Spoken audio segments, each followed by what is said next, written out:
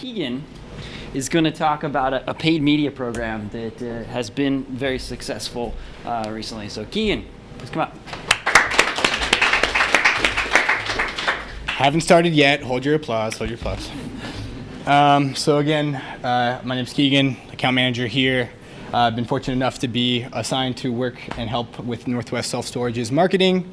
By a raise of hands, how many people have heard of Northwest Self Storage? Actually, oh yes, there we go. Microphone here. We're recording this. So I'm very impressed. I had no idea that was going to be the case. As you might tell, they're a storage unit company. They have over 80 locations throughout Oregon and Washington. Hold on one second. You probably have heard some of their competitors. If you haven't heard of Northwest Self Storage, however, Public Storage, Extra Space Storage, some of their primary competitors have over thousands of locations throughout the US. And that's part of the reason why Northwest Self Storage came to Bonfire and hired an agency like us, because they really wanted to differentiate themselves from the competition, a much more massive competition compared to how many locations they have. So biggest challenge with Northwest Self Storage is that they simply wanted to differentiate themselves from the competition. They didn't really come to us with any quantifiable goals in mind. They simply wanted to do better. And so part of that initially involves improving their brand identity, improving their brand's content, and making more people aware just of their brand and developing associations.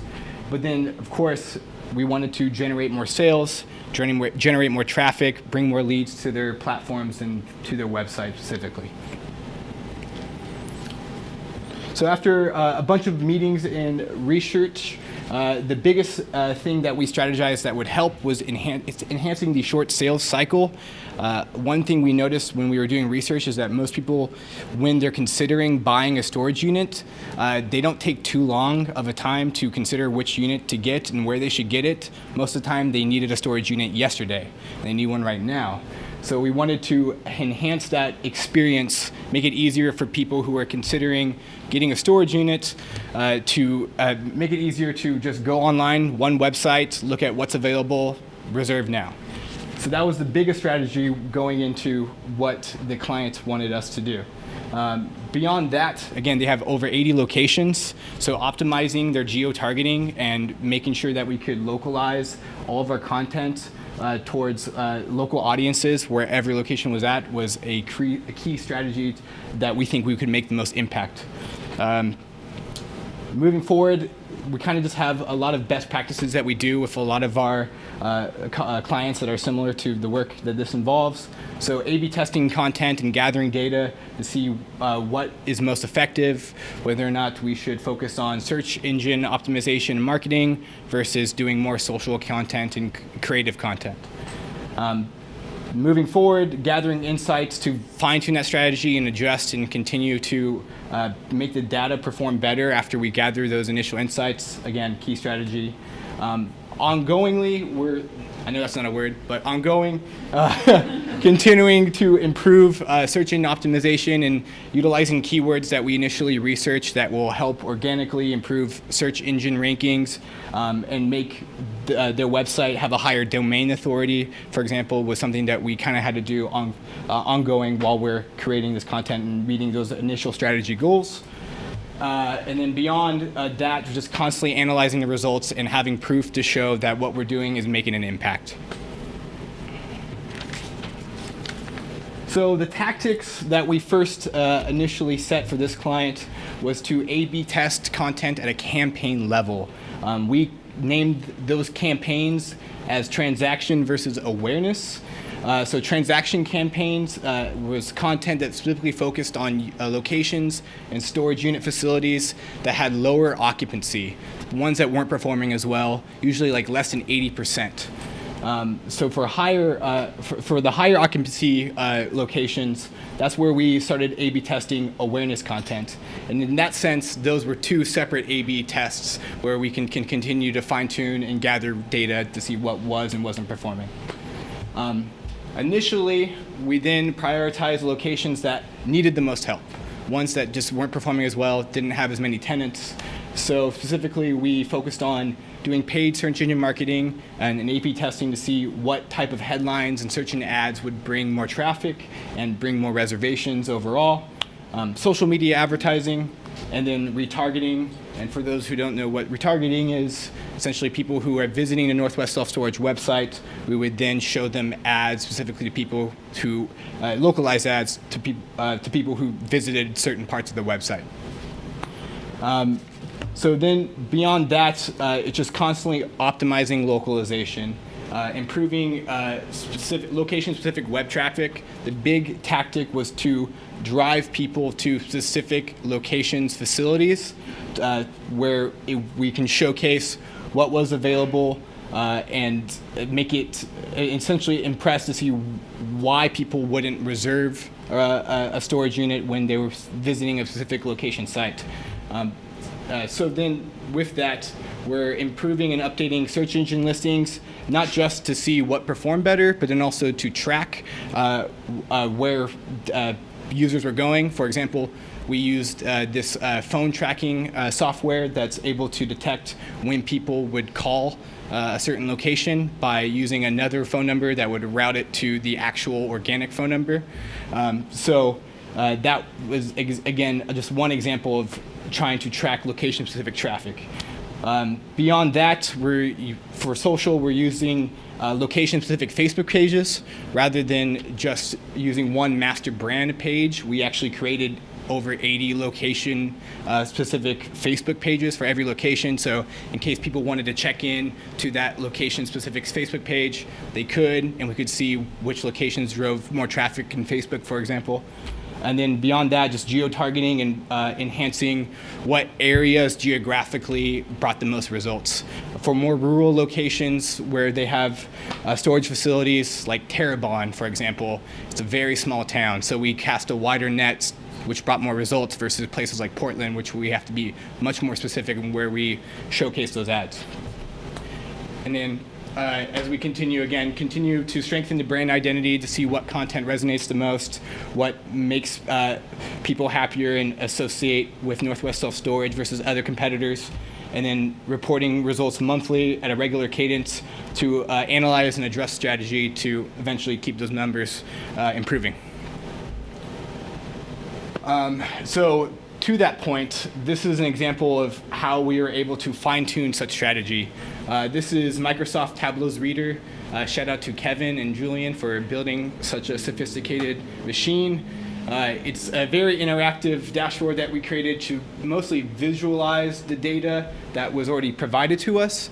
Northwest Self Storage utilizes this management software called SiteLink, in which they're able to track essentially every facet of their business to see essentially track what any quantifiable data associated with their business. So with that, we then can be able to we're able to see what is and isn't performing based off the efforts that we're doing, and see what numbers do and jump out at us to actually know if we're making an impact for certain locations that we're prioritizing. Some results that we have is just essentially when we first started with this account in fall of 2017, social media conversions, retargeting conversions, and just in general website traffic continues to increase month over month, but we're able to know since we first started what does and doesn't perform, and here are some stats that we can boast showing that we can decrease the cost it takes to get the leads that we want and that we're qualifying for, but then at the same time increasing the amount of people going through social media conversions, retargeting acquisitions, and in general visiting the website over time. And then of course some of our creative that we're very proud of. Overall, key learnings: do the research, just spend time knowing what possibly will work rather than just shooting from the hip. In addition to that research will allow you to know where you can start off with A/B testing to continue that research and learn more. Moving forward, especially to keep your clients happy, have data to proof and reference when adjusting and wanting to make any changes to your strategy overall. big thing really from what has moved the needle so far with our efforts and our services is that localization and personalization makes a huge difference. People want to be treated like individuals. They do not want to be treated like sheep or walking bags of money. And then, as always, content is king. Tell a good story. Sell people on what you really want them to know. Don't just try to do it, again, to bring more business. Any questions? Awesome. Keegan, thank you so much. The amount of data that you guys were surfacing to say, okay, here's the locations to focus on in the different tiers on that kind of stuff. That's great insights there. Question? Yeah, about data. Like, you had tons of data from this client. How did you go about that, correlating that to content that you create? So the question was, how do you correlate the data into actionable content? Yeah, so we can only correlate a certain degree of our content with the data that we can report, for example, in that Tableau dashboard. So, for example, we can't know when people who have maybe seen some of our content or our ads that have been targeted to them, whether or not they reserve a storage unit outside of the website conversions that we're tracking. So we know to a certain degree that people might see our content, but then they go to these certain locations in person, or they call in to make the reservation, and we can't necessarily pinpoint that that was directly contributed by us or helped by us. So there are some things that are a little bit hazier and there's a gray area there, but in general, luckily due to this client, we have like a beautiful software management program where we can make some sort of correlation, but there is definitely an obstacle, for example, with seeing direct ties with some parts of what people are doing on Northwest Self-Storage's side versus what we're doing on our side. Yeah. I'd be curious to know more about which ads resonated more than others. Did you find anything interesting there? Yeah, so again, I think localization and personalization plays a big part. So ads that had either first names or a specific city's name in the field or in the ad content itself tend to perform a little bit better and have better engagement rates versus ones that were more evergreen and generic and just said, visit Northwest Self-Storage's website, for example. Beyond that, it really depends on what medium you're going for, and it seems like it's also very much demographically fluctuating. So urban areas tend to perform a lot differently than rural areas, for example. But yeah, localization, personalization was the big impact that I think we have identified. Yeah. This is kind of a general question maybe for everybody, but I had the impression that the two of you were on business-to-business type engagements, and this is business-to-consumer. Mm-hmm. Do you have different strategies depending on if it's B2B or B2C that you're doing? Yeah, definitely. I mean, it's case by case with every client. So I work on a couple of B2B accounts myself as well. I think in general, there's a kind of a difference between thought leadership and then more sales-driven kind of call to actions with some type of that content. But yeah, it kind of fluctuates depending on what industry we're going for. So I hope that answers your question. Very good, Jimmy. Did you hear something? I think it's a really good question, and the short answer is yes. There's a big difference. You know, at the end of the day, even in B2B, it's people. People make decisions. People buy. The fact that they work for a company makes it, in my opinion, much more complicated. You know, you've got to know a lot about, in my case study here, I talked a lot about, we wanted to understand these 50 accounts. We wanted to know everything we could about them. That's pretty critical. And what you see if it's not an ABM campaign is just B2B. Well, what are the segments, right? You start thinking about industry segmentation and all this stuff. You got to take all of that into consideration, and then on top of that, now you've got, well, who at those companies do you care about? What roles, what functions, what level? I think the last statistic I saw was something like 17 different individuals are involved in the average B2B purchase decision. 17. Different articles said 30. Nobody knows, like, whatever. It's a lot. It's not just an individual. So in B2C, very different story. You've got to know everything about your individual buyer at a really deep level, but it's just one person. to convince to make a decision. And those, like Keegan said, those tend to be more transaction. Yeah. I mean, it seemed like you guys were able to be much more focused. And you could go based on location, so you were able to you can use some demographics about individuals. Yeah. But for you could do a bunch of research and you wouldn't invest in that for one sale, for one person. Mhm. So it just felt quite different to me. Yes, it's very Mhm. Good question. Cool.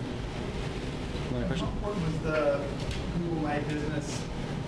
Did you focus on that for all those applications? Yeah, very much so. Generating links that could, UTM links that we could track better, and for specific kind of content that we'd upload there. Again, those phone numbers that we were tracking and we were modifying the numbers for. But yeah, in general, that's a huge a factor when people are considering what storage unit to possibly rent.